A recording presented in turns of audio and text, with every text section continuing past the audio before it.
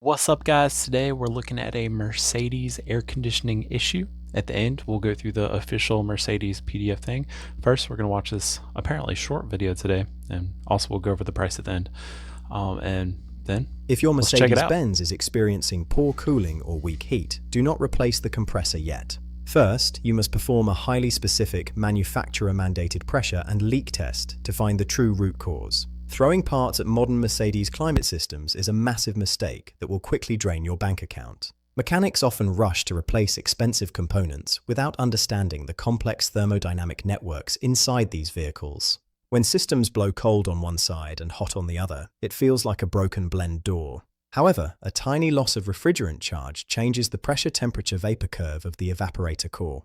This thermal imbalance mimics a mechanical failure, tricking technicians into replacing expensive blend door actuators. Another common mistake is injecting ultraviolet dye or cheap leak sealants directly into the air conditioning system ports. Mercedes-Benz variable displacement compressors utilize extremely tight internal tolerances within their pulse-width-modulated electronic control valves. The abrasive dyes and sticky sealants clog these tiny valve orifices, permanently seizing the internal piston mechanism.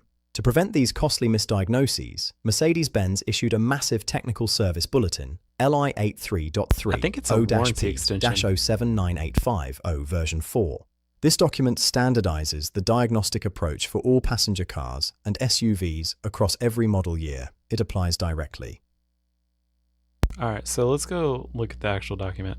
I don't know why this one was so short, but here, dun dun dun, is our official PDF for Mercedes important warranty extension. Yes, so this is going to be free, hopefully.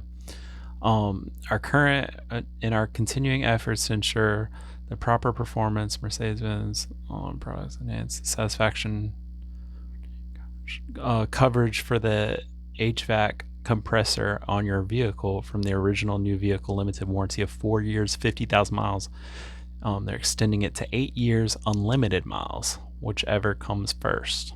Unlimited's not going to come first. Why warranty extension? Here's the technical jargon, and the vehicles includes. It's the 2022 through 2026.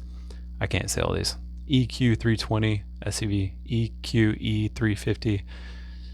You can read the list. EQS 450, EQS 450 plus.